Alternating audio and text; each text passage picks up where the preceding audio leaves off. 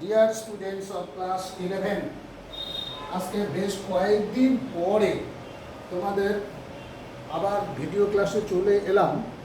তো ভিডিও ক্লাসে এসে তোমাদের জানা আছে যেটা বলতে চাচ্ছি যে তোমাদের জানাই আছে যে আমি অনুক্রম এবং শ্রেণী শুরু করেছিলাম এবং সেখানে অনুক্রম বা সিকোয়েন্স সম্বন্ধে একটা ধারণা দিয়েছে। এখন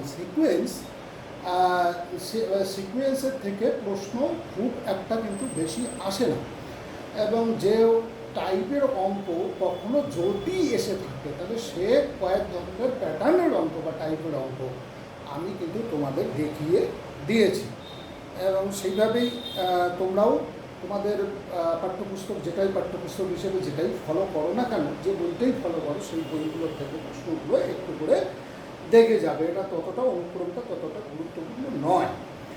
এখন হচ্ছে সেটা আগেও বলেছি আমি, এখন হচ্ছে এই অনুক্রমেরই তিন ধরনের অনুক্রম আমরা সাধারণত দেখি। প্রথমে অনুক্রম আলোচনা করেছি, সেই অনুক্রমই হচ্ছে তিন ধরনের দেখা যায়। এক নম্বর হচ্ছে অনুক্রম, যেগুলো এখানে বলাই ছিল যে অনুক্রম থেকেই হচ্ছে শ্রেণীর উৎপত্তি হয়, অর্থাৎ অনুক্রমের পদগুলোকে যদি আমরা যোগ চিহ্নের আকারে লিখি তাহলে আমরা অনুক্রম থেকে শ্রেণী পেয়ে থাকি। তো শ্রেণীতে যোগ চিহ্ন হিসেবে প্রতিটা পদকে লিখতেই হবে এমন কোনো কথা নেই, আর কমা দিয়ে লিখলেও কিন্তু আমরা এটাকে শ্রেণী হিসেবেই বিবেচনা করি। তাহলে আমরা প্রথমে চলে যাই যে এই অনুক্রমের তিনটা ধরন কী কী। তিন ধরনের অনুক্রম, 3 টাইপস অফ সিকুয়েন্স, অর্থাৎ তিন ধরনের অনুক্রম আমি এখানে সেগুলো লিখে দেখাচ্ছি। তিন ধরনের অনুক্রম আমরা পাবো। তিন ধরনের অনুক্রম।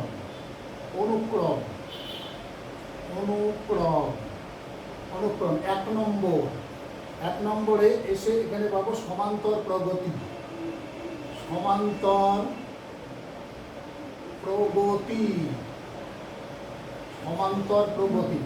এটাকে ইংরেজিতে বলবো আমরা এরিথমেটিক প্রোগ্রেশন। প্রগতির কথাটা অর্থ শ্রেণীও ব্যবহার করি। এরিথমেটিক প্রোগ্রেশন, সমান্তর প্রগতি, সমান্তর শ্রেণীও বলতে পারি।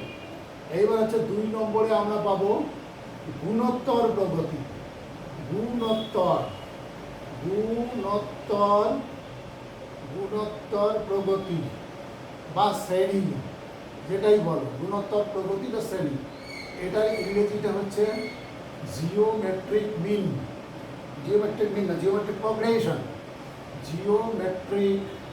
প্রোগ্রেশন।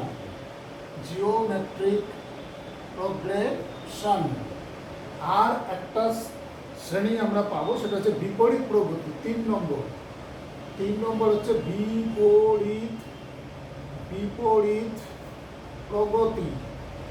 বিপরীত প্রগতি।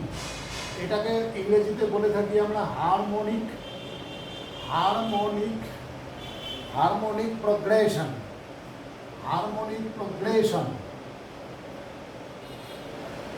গেল 3 ধরনের। আমরা এই যে অনুক্রমের চ্যাপ্টার থেকে অনুক্রমে তো কিছুই বলা হয়নি, তখন বলা হয়েছিল যে বিশেষ নিয়মে গঠিত কতগুলো সংখ্যা যদি পর সজ্জিত থাকে, অর্থাৎ একটা সেটের আকারে থাকে, তাহলে আমরা তাকে অনুক্রম বলেছিলাম, এবং সেই বিশেষ নিয়মটা আমরা ধরার চেষ্টা করতাম এবং অনুক্রমটাকে তৈরি করার চেষ্টা করতাম। এখানে সমান্তর প্রগতি, গুণোত্তর প্রগতি এবং বিপরীত প্রগতি এই তোমার অনুক্রমের মধ্যেই পড়ে। এই তিন ধরনের অনুক্রম আমরা সাধারণত বীজগণিতে পড়াশোনা করে থাকি। তারই মধ্যে দেখবে এই যে 3 নম্বরটা, মানে এইটা আমাদের সিলেবাসের অন্তর্ভুক্ত নয়। তার মানে এটা হচ্ছে আউট অফ সিলেবাস। এইবার এরকম এটার উপরে পড়াশুনো করে থাকে যারা জয়েন্ট এন্ট্রান্স ইত্যাদি পরীক্ষা, কম্পিটিটিভ এক্সাম, বিভিন্ন টাইপের কম্পিটিটিভ এক্সাম দেওয়ার জন্য প্রস্তুতি নিয়ে থাকে, তারা কিন্তু এই বিপরীত প্রগতি, হারমোনিক প্রোগ্রেশনও পড়াশোনা করে থাকে। আমাদের কিন্তু আপাতত কোনো প্রয়োজন নেই। তোমরা যদি সমান্তর এবং গুণোত্তর প্রগতি, এই দুটো প্রগতি যদি ভালো করে পড়াশোনা করো, বা আমাদের কাছ থেকে ভালো করে বুঝিয়ে নাও, তাহলে বিপরীত প্রগতি বা হারমোনিক প্রোগ্রেশন তোমরা নিজেরাও বুঝতে পারবে। তাহলে এবার আমরা পড়াশোনা করবো কোন দুটোর উপরে? আপাতত পড়াশোনা করবো আমরা এই দুটোর উপরে, একটা হচ্ছে সমান্তর প্রগতি আর একটা হচ্ছে গুণোত্তর প্রগতি। তাহলে আমি প্রথমেই তোমাদের সমান্তর প্রগতিতে ধরলাম।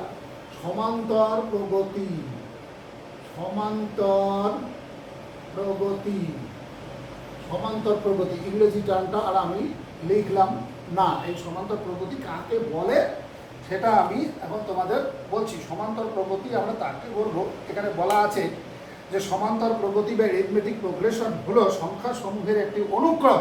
এই যে অনুক্রম, অনুক্রম সংখ্যাসমূহের একটি অনুক্রম যার পর পর পদসমূহ ঠিক পূর্ববর্তী পদের সঙ্গে একটি ধ্রুব রাশি যোগ করে পাওয়া যায়। হ্যাঁ, অর্থাৎ একটা সংখ্যার থেকে শুরু হবে এবং একটা ধ্রুবক রাশি পর পর পর পর পর পর যুক্ত হয়ে যাবে বা যোগ হয়ে যাবে। যোগ হয়ে সেই ধ্রুব রাশিটা তোমার কি হতে পারে? প্লাসও হতে পারে, মাইনাসও হতে পারে, অথবা তোমার ধনাত্মকও হতে পারে এবং ঋণাত্মকও হতে পারে। সুতরাং একটি সমান্তর প্রগতিকে একটি নির্দিষ্ট পার্থক্য বিশিষ্ট সংখ্যাসমূহের অনুক্রম বলা যায়। ওটাও একটা অনুক্রম, কিন্তু একটা নির্দিষ্ট সংখ্যার পার্থক্য বিশিষ্ট। মনে করো যদি 2 বেড়ে থাকে, তাহলে 2 যোগ 2 যোগ 2 যোগ পর পর পর পর পদগুলোতে 2 2 2। যদি মনে করো 3 যুক্ত হচ্ছে, তাহলে প্রথম পদের সঙ্গে দ্বিতীয় পদ 3-এর পার্থক্য, তারপরে তৃতীয় পদ আবার 3-এর পার্থক্য, চতুর্থ পদ আবার 3-এর পার্থক্য, এইরকম করে থাকবে আর কি। এবং এই যে আমরা ধ্রুবক রাশির কথা এখানে বললাম, একটা ধ্রুবক রাশির কথা কিন্তু বারবারই বলা হচ্ছে যে একটা ধ্রুবক রাশি, প্রথম পদটা আমরা লিখব, প্রথম পদটা তার সঙ্গে ধ্রুবক রাশিটা যোগ হবে, দ্বিতীয় পদটা পাওয়া যাবে, তার সঙ্গে আবার দ্বিতীয়টার সঙ্গে আবার ধ্রুবক রাশিটা কী হবে? যুক্ত হবে, তৃতীয় রাশিটা পাওয়া যাবে। এই যে আমরা একটা ধ্রুবক রাশি পর পর পর পর যোগ করেই যাচ্ছি, সেই তোমার সংখ্যাটাকে আমরা বলবো কমন ডিফারেন্স বা সাধারণ অন্তর। সাধারণ অন্তর আমি পরে লিখেই দেখাচ্ছি। সাধারণ অন্তর বা কমন ডিফারেন্স, বা আমরা সংক্ষেপে এটাকে বলে থাকি সিডি, C.D। যেমন আমি একটা উদাহরণ আগে এখানে হাজির করাই, এইখানে উদাহরণ একটা হাজির করাই, তাহলে তোমরা পরিষ্কার বুঝতে পারবে। এখানে একটা আমি অনুক্রম লিখলাম। অনুক্রমটা কি? 4, কমা হচ্ছে 7, কমা হচ্ছে 10, কমা 13, তারপরে আর লিখলাম না। এটা বুঝতেই পারতেছ, অনুক্রমটা দেখে বোঝাই যাচ্ছে যে এখানে কীভাবে অনুক্রমটা তৈরি। পরপর দেখো 4-এর থেকে শুরু, 4-এর থেকে শুরু হলো, 4-এর সঙ্গে 3 যোগ করলে 7 পাওয়া যায়, আবার 7-এর সঙ্গে 3 যোগ করলে কি পাওয়া যায়? 10 পাওয়া যায়, আবার 10-এর সঙ্গে 3 যোগ করলে কি পাওয়া যায়? 13 পাওয়া যায়। তাহলে এইটা একটা সমান্তর প্রগতি হিসেবে আমরা ধরতে পারি। সমান্তর প্রগতি, তার সাধারণ অন্তরটা কত? সাধারণ অন্তরটা হচ্ছে তোমার 3। সাধারণ অন্তর যেটা সিডি বললাম আর কি, সাধারণ অন্তর এখানে লিখে দিলাম। সাধারণ অন্তর, সাধারণ অন্তর, সাধারণ অন্তর আমরা সাধারণত ডি অক্ষর দিয়ে চিহ্নিত করি। এখানে হচ্ছে সাধারণ অন্তরটা যে কোনো একটা পদ থেকে তার পূর্ববর্তী পদটা বিয়োগ করলেই পাওয়া যায়। অর্থাৎ তুমি 7 মাইনাস 4ও করতে পারো, 10 মাইনাস 3ও না 10 মাইনাস 7ও করতে পারো, আর হচ্ছে 13 মাইনাস তোমার 13 মাইনাস 10ও করতে পারো। এই করলে দেখবে যে সাধারণ অন্তরটা পাওয়া যায়। অর্থাৎ যে কোনো একটা পদের থেকে তার আগের পদটা বিয়োগ দিলেই আমরা সাধারণ অন্তরটাকে পেয়ে যাব। তাহলে এইভাবে আমরা একটা সমান্তর প্রগতি, এটা 4, 7, 10, 13, এটা একটা সমান্তর প্রগতি। তার সাধারণ অন্তর হচ্ছে তোমার কত? 3। আর প্রথম পদটা কত? প্রথম পদটা হচ্ছে 4। দেখতেই পাচ্ছ এখানে বোঝাই যাচ্ছে প্রথম পদ, আমি তবুও এখানে লিখে দিলাম। প্রথম পদ ইজিক্যাল টু হচ্ছে তোমার 4, আর সাধারণ অন্তর হচ্ছে তোমার কত? 3। তাহলে অনেক জিনিসই আমরা এখান থেকে পেয়ে যাচ্ছি। তাহলে আমরা দেখো একটা জিনিস, দেখো এখানে যে প্রথম পদের সঙ্গে এই যে প্রথম পদটার সঙ্গে 4-এর সঙ্গে যখন 3 যোগ করলাম, 3 যোগ করলে 7 হয়ে গেল, এটা দ্বিতীয় পদটা পেয়ে গেলাম। এটা কিন্তু প্রথম পদ, এইটা হচ্ছে প্রথম পদ। প্রথম পদ যোগ 3 ইজিক্যাল টু, এটা তোমার কি পেলাম? আমি দ্বিতীয় পদটা পেয়ে গেলাম। এবার দ্বিতীয় পদ দেখো, দ্বিতীয় পদের সঙ্গে 3 যোগ করো, দেখো তৃতীয় পদটা পাওয়া যাচ্ছে।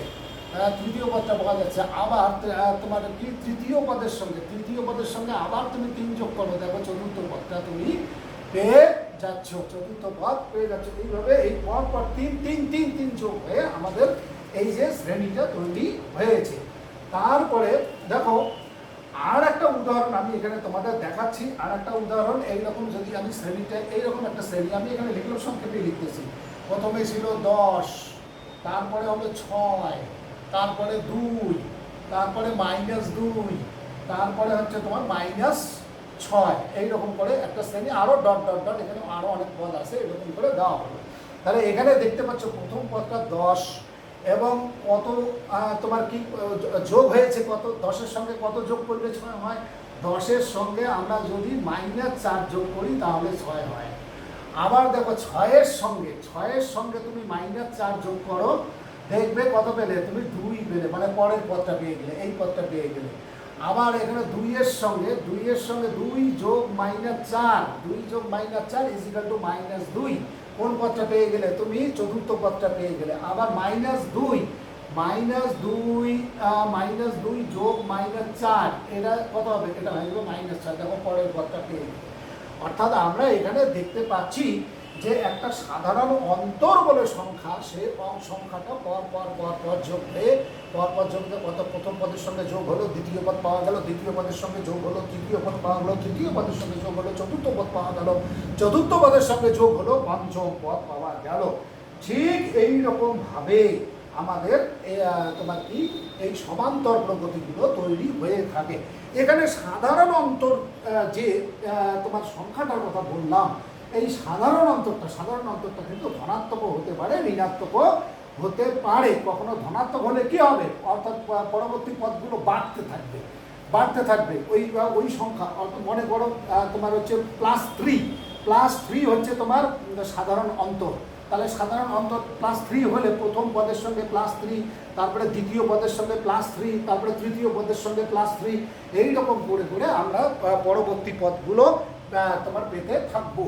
এবং আর কি হবে? যদি মাইনাস হয়ে থাকে, মনে করো -2 হচ্ছে তোমার এখানে তোমার কমন ডিফারেন্স বলতে সাধারণ অন্তর যেটাকে বলছি আর কি, সেটা যদি -2 হয়ে থাকে, তাহলে প্রথম পদের সঙ্গে -2 করো, দ্বিতীয় পদ পাওয়া যাবে, দ্বিতীয় পদের সঙ্গে -2 করো, তৃতীয় পদ পাওয়া যাবে, তৃতীয় পদের সঙ্গে -2 করো, চতুর্থ পদ পাওয়া যাবে। ঠিক এইভাবে যে শ্রেণীগুলো তৈরি হয় তাদেরকেই আমরা বলবো সমান্তর প্রগতি বা এরিথমেটিক প্রগ্রেশন।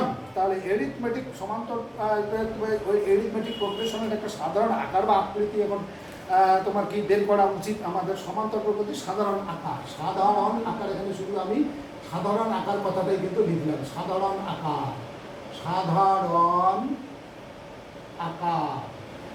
আকারটা কেমন হবে? সাধারণ আকারটা হবে ঠিক এইরকম, অর্থাৎ শ্রেণীটা এইরকম। এই যে মনে করো এ হচ্ছে প্রথম পদ আর ডি হচ্ছে সাধারণ অন্তর, তাহলে পরের পদটা হবে a+b, তারপরের পদটা কত হবে? a+2b, তারপরের পদটা কত হবে? a+3b, তারপরের পদটা কত হবে? a+4b, অর্থাৎ পর ডি যোগ হয়ে যাচ্ছে। তাহলে এইরকম যদি আকৃতিতে আমি লিখি, তাহলে আমার এইটা কিন্তু পরিষ্কার দেখতেই পাচ্ছি। আমি প্রথম পদটা হচ্ছে আমার এ, প্রথম পদ হচ্ছে এ এবং সাধারণ অন্তরটা ডি, দেখো পরে ডি যুক্ত হয়েছে, আবার এটার সঙ্গে ডি যুক্ত হয়ে ডি যোগ হয়ে এই পদটা পেয়েছি। আবার এর সঙ্গে যখন ডি যুক্ত হলো বা ডি যোগ হলো তখন আবার এই পদটা পেলাম, এই পদের সঙ্গে যখন আবার ডি যোগ হলো তখন আবার এই পদটা পেলাম। এইভাবে আমরা পদগুলো পর পেতেই থাকবে এবং যতদূর পর্যন্ত খুশি ততদূর পর্যন্ত আমরা বের করতে পারবো। তাহলে এই হচ্ছে আমার এই যে আমি ইয়েটা লিখলাম, অর্থাৎ সমান্তর প্রগতি একটা লিখলাম, এটাই হচ্ছে সমান্তর প্রগতির সাধারণ আকার। এটা হচ্ছে আমি 1 নম্বর দিয়ে ওই জন্য এখানে রেখে দিলাম সাধারণ আকার। তাহলে যেখানে তোমার কি প্রথম পদ, যেখানে এটা একটা সাধারণ আকার কিসের এটা হচ্ছে সমান্তর প্রগতির সাধারণ আকার, সমান্তর প্রগতি তার সাধারণ আকার। তাহলে প্রথম পদটা কত? প্রথম পদটা আমি দেখতেই পাচ্ছি, প্রথম পদ আমরা সাধারণত T1 দিয়ে চিহ্নিত করি। T1 প্রথম পদ, টার্ম 1, টি কথাটা এসছে টার্ম থেকে, টার্ম মানে পদ। তাহলে T1 = হচ্ছে আমরা পেয়েছি এ। এইবার হচ্ছে দ্বিতীয় পদটা কি? দ্বিতীয় পদটা হচ্ছে a+d, দ্বিতীয় পদ যেটাকে আমরা T2 বলি, তাহলে সেটা কত? সেটা হচ্ছে a+b, এ প্লাস ডি, এ প্লাস ডি অর্থাৎ সাধারণ অন্তরটা যুক্ত হয়ে গেল। তৃতীয় পদ ওই রকম করে বের হতেই থাকবে। তৃতীয় পদ এটাকে বলবো আমরা T3, সেটা কি কত আসবে, এর সঙ্গে আবার ডি যোগ হবে, তাহলে এ প্লাস 2D এইরকম করে চলতে থাকবে আর কি। তাহলে সাধারণ অত প্রথম পদ হলো, এর হচ্ছে তোমার প্রথম পদ হলো এ, এমন একটা সাধারণ তোমার সাধারণ আকৃতির আমরা সমান্তর প্রগতি নিলাম, যার প্রথম পদ হচ্ছে এ এবং সাধারণ অন্তরটা হচ্ছে তোমার তোমার কত এখানে ডি, সাধারণ অন্তর ডি। এইবার আমরা চলে যাবো এই সাধারণ আকারটা থেকে আমরা এখন তোমার এখানে তোমার কি সমান্তর প্রগতির সাধারণ পদ বা এনতম পদ, এখানে এনতম পদটা আমরা কীভাবে বার করব। তাহলে সাধারণ পদ বা এনতম পদ মানে পরের তোমার আলোচ্য বিষয়বস্তু, পরের আলোচ্য বিষয়বস্তু হচ্ছে সাধারণ পদ, সাধারণ পদ, সাধারণ পদ, পদ বা এনতম পদ, এনতম পদ, এনতম পদ। এনতম পদ বলতে আমরা কি বুঝি, আমরা বুঝবো টিএন, কারণ প্রথম পদকে T1, দ্বিতীয় পদকে T2, তৃতীয় পদকে T3 ইত্যাদি বলছি যখন, তাহলে এটা হবে এনতম পদ যখন, তখন এটা হচ্ছে তোমার কত কি দিয়ে চিহ্নিত করবো, টিএন দিয়ে আমরা চিহ্নিত করবো। তাহলে টিএন দিয়ে চিহ্নিত করে এবার প্রথম আমি একদম একেবারে T1টা লিখে ফেলি, দেখি তো T1টা কি ছিল, T1টা ছিল এ, T1টা ছিল এ, T2টা কত, T2টা দেখতেছি এ প্লাস ডি, তাহলে এটাকে ইচ্ছা করলেই আমরা লিখতে পারি এ প্লাস 2-1 ইন্টু ডি। 2-1 তোমরা বলবে যে 2-1 ওখানে আমদানি করলেন কেন, কারণ আমাকে সাধারণ নিয়মটাকে ধরতে হবে। কারণ তোমরা যখন সিকোয়েন্স যখন আলোচনা করি, অর্থাৎ অনুক্রম যখন আলোচনা করি, তখন বারবারই বলেছিলাম যে ওর মধ্যে একটা সাধারণ নিয়ম আছে, কোনো একটা বিশেষ নিয়মে তৈরি হচ্ছে আর কি। সেই নিয়মটাকে আমি ধরার জন্য আমি 2-1 করলাম। এবার T3 লেখো, T3 লিখলে এ প্লাস, এটা কত হবে, এ প্লাস 2D দেখতেছি আমি, এই যে এখানে দেখো, এই যে T3 এ প্লাস 2D, এ প্লাস 2D মানে এ প্লাস 3-1 ইন্টু ডি। এইবার ওইভাবে যদি আমি T4 যদি লিখতে যাই, তাহলে এটা হবে T4টা কী ছিল, T4টা এখানে যদিও লিখি নাই আমি, T4টা হবে এখানে, T4টা হবে তোমার হচ্ছে এ প্লাস 3D, এ প্লাস 3D, তাহলে এ প্লাস 3 ইন্টু ডি। এটা কী করে লিখতে পারি, এ প্লাস 4-1 ইন্টু ডি, এ 4-1 ইন্টু ডি। আর এইটাকে আমি কি লিখতে পারি, এটা তো এ, তাহলে এ প্লাস 1-1 ইন্টু ডি। এবার সুন্দর দেখো দেখি, যখন T1 বের করতে যাচ্ছি আমি, অর্থাৎ প্রথম পদ, এই যে সমান্তর প্রগতিটা, সাধারণ আকৃতির যে সমান্তর প্রগতিটা আছে তার T1 যখন, তখন এটা কি হলো এ প্লাস 1-1 ইন্টু ডি। T2 যখন, তখন হচ্ছে এ প্লাস 2-1 ইন্টু ডি। এই যে দেখো এখানে তোমার হচ্ছে ছন্দটা কিন্তু এইটার মধ্যে আছে, দেখো 1-, যখন T1 তখন 1-1, T2 যখন তখন 2-1, আর T3 যখন তখন 3-1, আর T4 যখন তখন হচ্ছে 4-1। তাহলে সাধারণ সূত্রটা আমরা এবার ধরতে পেরেছি। তাহলে এইরকম করে আমি যদি তোমাদের এখন জিজ্ঞাসা করি, তাহলে এই শ্রেণীটার এনতম পদের মানটা কত হবে, এনতম পদের মান সেটা কি হবে, সেটা হবে Tn, Tn is equal to A plus n-1 into D. কারণ একদম পরিষ্কারভাবে তাই আমরা এতক্ষণ দেখে আসতেছিলাম, যখন T1 তখন এখানে 1-1, T2 যখন তখন এখানে 2-1, T3 3-1, T4 4-1, কাজে Tn n-1 আমাদের আসবেই আসবে। এই যে আমি সমান্তর প্রগতির এই যে সাধারণ পদটা বের করলাম, অর্থাৎ সমান্তর প্রগতির সাধারণ আকার, এবং সেখান থেকে আমরা সাধারণ পদ বা এনতম পদটা আমরা এখান থেকে বের করতে পারলাম। এবার এন এর মান তুমি 10 বসিয়ে দাও, 10তম পদ পাওয়া যাবে। এন এর মান তোমরা 100 বসিয়ে দাও, দেখবে যে 100তম পদ পাওয়া যাবে। এন এর মান তুমি 500 বসিয়ে দাও, দেখবে যে 500তম পদটাই আমি খুঁজে পাবো। এন এর মান তুমি 1000 বসিয়ে দাও, দেখো যে আমি তোমার কি সমান্তর শ্রেণী থেকে 1000তম পদের মানও আমি বের করতে পারবো, যদি আমি এই ফর্মুলাটাকে তোমার কি ফলো করি। তাহলে আমি কি পেলাম, আমি এটা একদম মুখস্থ করে রাখবে। এই যে জেনারেল ফর্মটা তো দেখলেই, জেনারেল ফর্মটা মুখস্থ করার দরকার নেই। এইখানে T N is equal two আমি যেটা এই মাত্র অর্থাৎ এন তম পদের মান এন তম পদের মান A plus N minus one N minus one into D. এই যে আমি এই পুরাটা এখানে লিখে দিলাম, এটা পুরা একদম এন তম পদের মান এখানে মনে রাখবে। অর্থাৎ এটা কি হয়ে গেল, এটাকে বলতে পারি আমি প্রথম পদ যোগ পদ সংখ্যা মাইনাস 1, পদ সংখ্যা মাইনাস 1 আর ইনটু হচ্ছে সাধারণ অন্তর। এই যে আমি এখানে লিখে দিলাম। এটা একটা সুন্দর তোমার কি পাওয়া গেল, একটা ফর্মুলা হিসেবে পাওয়া গেল। তাহলে এটা একটু আগে আমি বললাম, আর একটু লিখে দেখাচ্ছি, সামান্য একটু লিখে দেখাই আবার। সেটা হচ্ছে মনে করো তুমি 100তম পদ বের করতে চাচ্ছ শ্রেণীতে, 100তম পদ, 100তম মানে টি 100। তাহলে কি করবে, প্রথম পদ এ যোগ 100 মাইনাস 1 ইন্টু হবে ডি, এইটা হবে 100তম পদ। মনে করো এই শ্রেণীতে তুমি 500 নম্বর পদটা বাইর করতে চাচ্ছ, অর্থাৎ শ্রেণীটাকে তোমাকে পুরো লিখতে হবে না, যা তোমার চেয়েছে সরাসরি সেটাই বের করে দেওয়া যাবে। তাহলে এ প্লাস 500 মাইনাস 1 ইন্টু ডি। এইভাবে আমরা সুন্দর করে যে কোনো তম পদ, অর্থাৎ এনতম পদ বলতে 10তম 12তম 15তম 20তম 50তম 100তম 500তম 1000তম যে কোনো পদই আমরা এই শ্রেণীটা বের করে দিতে পারবো, যদি আমার এই ফর্মুলাটা মুখস্থ থাকে। অর্থাৎ টিএন ইজ ইকুয়াল টু, একদম পরিষ্কার করে মনে রাখবে, T N is equal to A plus N minus 1 into D. যেখানে এ হচ্ছে তোমার প্রথম পদ শ্রেণীটার, এই প্রথম পদটা কিন্তু আমাকে জানতেই হবে, না হলে হবে না।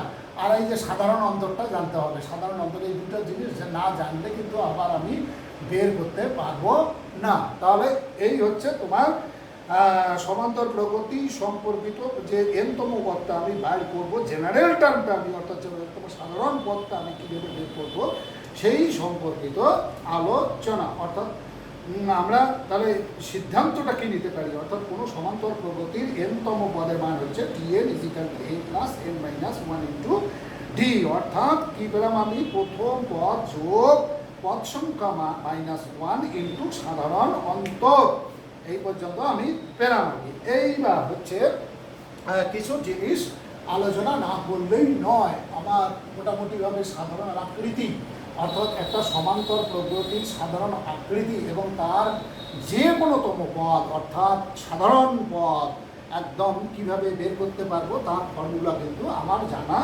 হয়ে গেল। এখন হচ্ছে পরের যে আলোচ্য বিষয়বস্তু, সেটা করবো কোনো সমান্তর প্রগতির প্রথম পদ এবং সাধারণ অন্তর দেওয়া থাকে, যদি দেওয়া থাকে আর কি, তবে ওই সমান্তর প্রগতির যে কোনো পদ নির্ণয় করা যায়। তোমরা দেখতেই পেলে, তবুও আমি একটা উদাহরণ দিয়ে আর একটা উদাহরণের সাহায্যে আমি দেখাচ্ছি।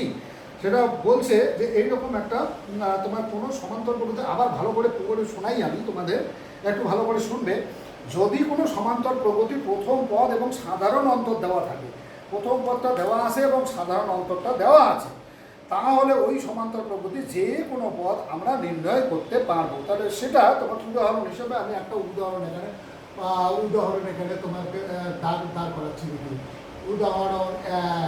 উদাহরণ এক, এইরকম একটা শ্রেণী দিল, শ্রেণীতে এইরকম দিল, কত দিল 18, তারপরে দিল 12, তারপরে 6, তারপরে 0, তারপরে -6, তারপরে ডট আর দেয় না। ইচ্ছে করলে প্রয়োজন করলে লিখবে, না প্রয়োজন করলে লিখবে না, কারণ শ্রেণীটা পরিষ্কার বোঝাই যাচ্ছে। সমান্তর প্রগতি দ্বাদশ পদ নির্ণয় করো, এই দেওয়া আছে, এই যে সমান্তর প্রগতিটা দেওয়া আছে, এইখান থেকে T12টা তোমাকে বাইর করতে বলবো, এইটা ইজ ইকুয়াল টু কত। এইরকম একটা উদাহরণ আমি তোমাদের অঙ্কটা করে দেখাচ্ছি। তাহলে এখানে দেখতেই পাচ্ছ তোমার প্রথম পদ কত, তুমি প্রথম পদ তো তোমার জানাই আছে, অর্থাৎ 3 ইজ ইকুয়াল টু কত। তাহলে এখানে লিখে পড়ো সমাধানটা কীভাবে করবে, আমি সমাধানটা করে দিচ্ছি। তাহলে প্রথমে লিখবে এখানে প্রথম পদ মানে T1টা কত দেখো দেখি 18, T1টা হচ্ছে 18, প্রথম পদকে T1ও বলি আমরা, এও বলি, এ বলতে পারো। এখানে এ ইজ ইকুয়াল টু হচ্ছে 18 আর ডি ইজ ইকুয়াল টু ডিটা কী করে বাইর করবে, ডিটা যে কোনো একটা পদের থেকে তার আগের পদটা বিয়োগ দিয়ে দাও, এটার থেকে, নাহলে এটার থেকে এটা, এটার থেকে এটা, যে কোনো জায়গার থেকে এখান থেকে এটা বিয়োগ দাও, এইটার থেকে এটা বিয়োগ দাও, নাহলে এটার থেকে এটা বিয়োগ দাও, নাহলে এটার থেকে এটা বিয়োগ দাও, নাহলে এটার থেকে এটা বিয়োগ দাও। বা সাধারণত আমরা এই দ্বিতীয় পদটার থেকে প্রথম পদটা বিয়োগ দিই। তাহলে 12 মাইনাস 18 কত বলে ডি হলো তোমার -6। তাহলে এইবার আমাকে কি বের করতে বলছে? আমাকে বের করতে বলছে দ্বাদশতম পদ, অর্থাৎ দ্বাদশ পদটা বের করতে বলছে T12। তাহলে সুতরাং T12 এই এখানে লিখে রাখবো, খুব সংক্ষেপেই হয়ে যাচ্ছে একদম, কারণ এর কনসেপশনটা ক্লিয়ার করার জন্য তো একদম খুব সহজ সরল অঙ্ক এগুলো অঙ্ক কিন্তু একদমই সহজ সরল অঙ্ক। তাহলে আমার T12, তাহলে T12টা কীভাবে বের করবো? প্রথম পদ যোগ 12 মাইনাস 1 ইন্টু হচ্ছে ডি। এইবার এ এর মান তোমরা জানো কত, 18, আর প্লাস হচ্ছে 12 মাইনাস 1 হয়ে গেছে তোমার 11, আর ডি কত, ডি হচ্ছে তোমার -6। তাহলে তোমার কত হয়ে গেল 18 মাইনাস 66, 18 মাইনাস 66। এইবার এটা গুণে দেখো দেখি 18 মাইনাস 66 কত হয়। এটা হয়ে যাবে তোমার -48। তাহলে দেখো আমি কিন্তু গোটা শ্রেণীটা কিছুতেই বের করলাম না, কারণ এইখানে আমি তোমার কি 1 2 3 4 5 5টা পদ আমার দেওয়াই আছে। তাহলে আমি সুন্দর করে এগিয়ে যেতে পারতাম যে 1 2 3 4 5। তাহলে 6 নম্বর পদটা কত, তোমার 4 বিয়োগ দাও, তারপরে আবার 7 নম্বর 8 নম্বর 9 নম্বর 10 নম্বর 11 নম্বর 12 নম্বর। তার মানে কি আমি অনেকক্ষণ পরে উত্তরটা পেতাম। আর এখানে এই ফর্মুলাটা জানার জন্য এই যে TN ইজিক্যাল টু এই যে ফর্মুলাটা, যে ফর্মুলাটা একটু আগে আমরা শিখলাম, TN is equal to A plus N minus 1 into D। এই ফর্মুলার সাহায্যে আমরা যে কোনো তম পদের মানই বের করতে পারি। এবং এখানে T12 কেন, T12 কেন, যে কোনো তোমাকে তোমার 15 বাইর করতে পারবে, বা 50তম পদ বাইর করতে পারবে, 50তম পদও তুমি বাইর করতে পারবে। কী করে? এটা হবে A প্লাস 50 মাইনাস 1 ইন্টু হচ্ছে তোমার কত, ডি, ইন্টু হলো ডি। তাহলে তোমার এ হচ্ছে তোমার 18, তারপরে প্লাস 50 মাইনাস 1 হচ্ছে 49, আর এখানে হচ্ছে এটা হচ্ছে -6। তাহলে 18 মাইনাস, এটা তো প্লাস মাইনাসে মাইনাস হবে, 6 নং 54, 6 নং 54, হাতে 5 থাকলো, আর 4 6 24, আর পাশে 4 6 24, আর পাশে 29, 294 হলো। এবার 294 থেকে 18 বাদ দিয়ে দাও, 294 থেকে 18 বাদ দিয়ে দাও, 8 আছে 14 করতে 6, হাতে 1 থাকলো, এটা 7, এটা 2 হলো, -276 হলো তোমার উত্তর, -276। কি সুন্দর আমরা বাইর করতে পারলাম, যেহেতু আমার এই ফর্মুলাটা মুখস্থ আছে। তাহলে যে কোনো টাইপের 12তম পদে, শুধু না প্রশ্নটা 12তম পদে ছিল, কিন্তু আমি দেখো আমি 50তম পদটাও বের করতে, এইরকম করে তোমরা দেখবে যে 100তম পদ, মানে 100 নম্বর পদটাও তোমরা বার করতে পারবে, 200 নম্বর 500 নম্বর 1000 নম্বর পদটাও তোমরা শ্রেণীটা বার করতে পারবে। কিন্তু শ্রেণীটা যখন উল্লেখ করা হয় অঙ্কে, তখন বেশ কয়েকটা পদ কিন্তু এখানে দেওয়া থাকে, অর্থাৎ 1 2 3 4 5টা হয়তো এখানে দেওয়া আছে, কোনো অঙ্কে দেখবে 4টা দেওয়া আছে, 4টেতেই টের পাওয়া যায়। কারণ সাধারণ অন্তরটাকে প্রথম পদটা তো একদম ফার্স্ট যেটা দেওয়া থাকবে সেটাই হবে প্রথম পদ, একদম প্রথম পদ। আর হচ্ছে তোমার সাধারণ অন্তরটা কী করে বার করবে? সাধারণ অন্তরটা যে কোনো পদের থেকে তার পূর্ববর্তী পদ বিয়োগ দিতে হবে। এই করে আমরা যে কোনো তম পদ আমরা, অর্থাৎ Nতম পদ বলতে আমার কি 100তম পদ, 200তম পদ, 500তম পদ, যে কোনোটাই আমি বের করতে পারি। এইবার হচ্ছে তোমার আর একটা বিষয় আমি এখানে দেখিয়ে দেব, সেটা হচ্ছে বলা হচ্ছে আর একটা ধর্ম, সমান্তর প্রগতি, এগুলো ধর্মের মতোই আর কি।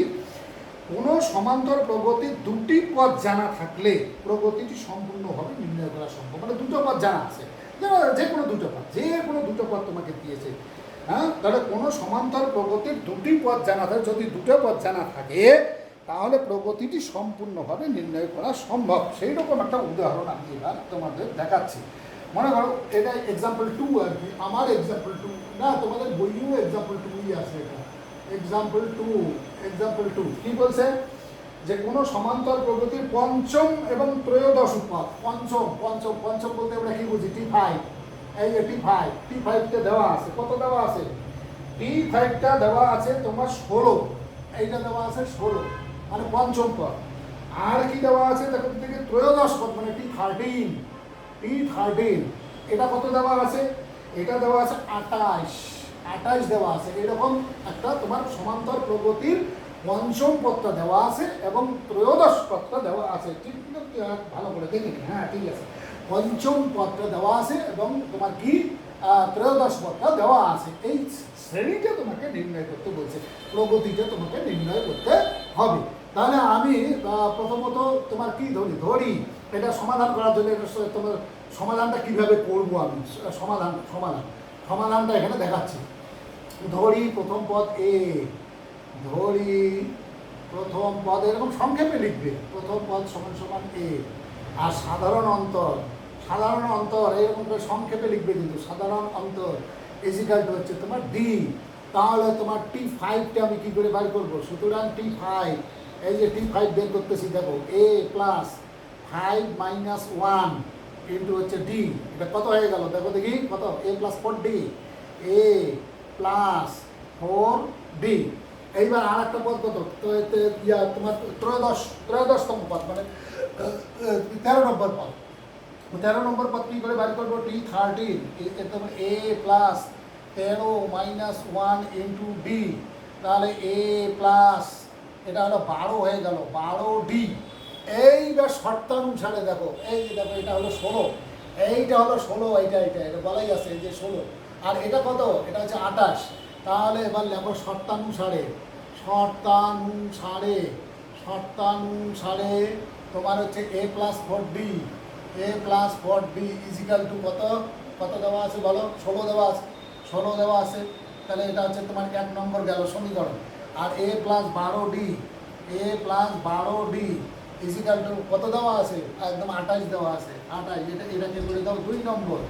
এইবার কাজ করো, একটা লাইন টেনে দাও, লাইন টেনে দিয়ে এই প্রথম লাইনটা থেকে দ্বিতীয় লাইনটা বিয়োগ দিয়ে দাও। তাহলে প্লাস সাইন আছে মাইনাস হয়ে যাবে, প্লাস সাইন মাইনাস হয়ে যাবে, এই প্লাস সাইনটা মাইনাস হয়ে যাবে। এইখানে কী করতেছো লিখে দেবে, বিয়োগ কথাটা শুধু লিখে রাখলেই হবে, বেশি লেখার দরকার নেই। এ কেটে গেল, কেটে গিয়া বা 4d minus 12d minus 8d, আর 16 মাইনাস 28 কত হবে? 12 হবে, মাইনাস 12, 16 মাইনাস 28 মাইনাস 12 হবে। 16 মাইনাস 28 হচ্ছে তোমার -12, দুই দিকে মাইনাস চিহ্ন ক্যান্সেল করে দাও, ক্যান্সেল করে দিয়ে ডি ইজিক্যাল টু বের করো, ডি ইজিক্যাল টু আমার বের হয়ে গেল। দেখো ডিটা কত? ডিটা হচ্ছে তোমার 12 ডিভাইডেড বাই 8। তাহলে কাটাকাটি করলে 4 দিয়ে 3, আর এটা হলো তোমার 2। তাহলে আমার ডি বার হলো 3/2।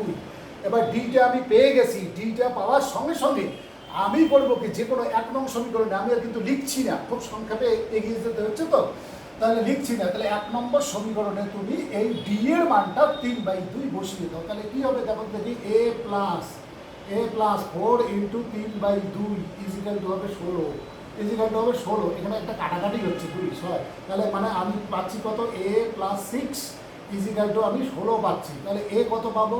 a এখান থেকে পাবো আমি 16 মাইনাস 6, তাহলে কত হচ্ছে? এটা 10। দেখো প্রথম পদটাও আমার বের হয়ে গেল।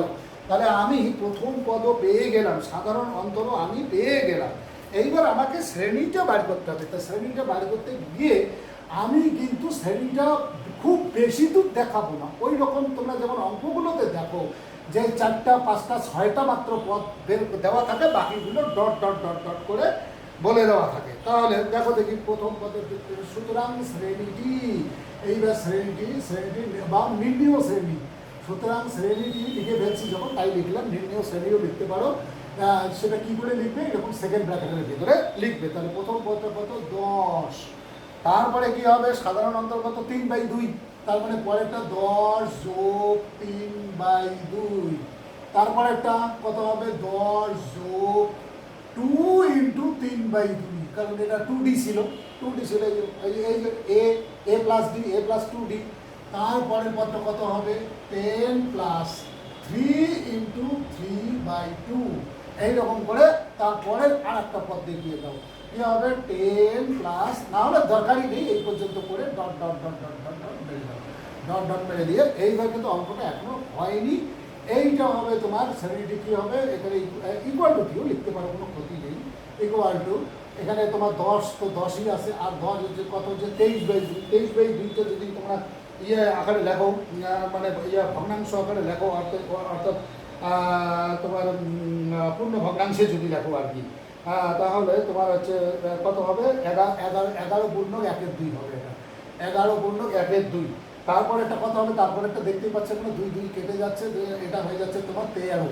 তারপরেরটা কত হচ্ছে 13 প্লাস 3/2, 13 প্লাস 3/2 মানে ওটা হচ্ছে 14 পূর্ণ 1/2, এটা হবে 14 পূর্ণ 1/2 অর্থাৎ 29/2 হবে আর কি, 29/2 এরকম করে দেখিয়ে দিলে কয়টা টার্ম দেখিয়ে দিলাম আমি, 1টা 2টা 3টে 4টা, তারপর এগুলো দেখানোর দরকার নাই, এই যে শ্রেণীটা আমার বের হয়ে গেল। তাহলে তোমরা পরিষ্কার দেখতে পেলে একটা জিনিস যে একটা সমান্তর প্রগতির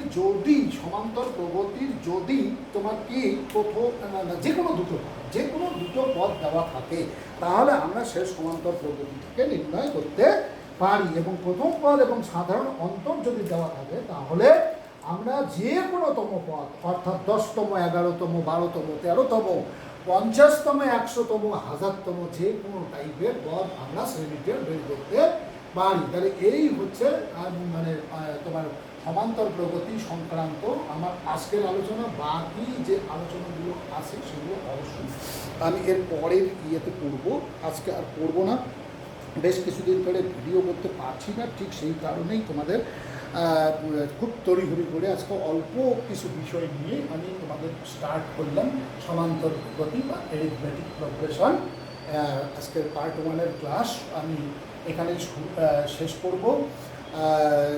একটু ব্যস্ত আছি বলে, খুব ব্যস্ততার মধ্যে আছি, এবং সেই ব্যস্ততাটা এসছে করোনা পরিস্থিতির জন্য। করোনা পরিস্থিতি এবং নিজের কাজকর্মগুলো, অর্থাৎ কিছু কাজকর্ম আমার হাতে আছে, যে কাজকর্মগুলোকে কিছুতেই এগিয়ে নিয়ে যেতে পারছি না, কারণ আজকে লকডাউন হচ্ছে, কালকে লকডাউন হচ্ছে, কালকে অফিসের একজন লোক কন্টেনমেন্ট জোনে পড়ে যাচ্ছে, 14 দিন পরে সে অফিসে আসবে ইত্যাদি করে কাজ যেমনি পিছিয়ে যাচ্ছে, আর ততই দিন দিন একটা হতাশার মধ্যে পড়ে যাচ্ছি।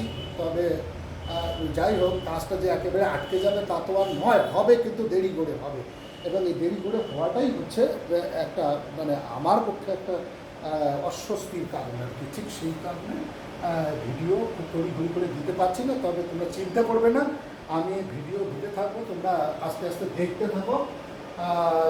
এই পরিস্থিতি কবে শেষ হবে জানি না, তোমাদের সিলেবাসে হয়তো কাটছাট হবে, অনেক কিছু হবে, সে বিষয়গুলো লক্ষ্য রাখতে হবে, লক্ষ্য রেখে আমাদের এগিয়ে যেতে হবে আর কি। খুব বেশি তাড়াহুড়ো করার দরকার নেই আর কি, মানে যে বোধহয় পিছিয়ে গেলাম সে ধরনের ভাবার কোনো প্রয়োজন নেই।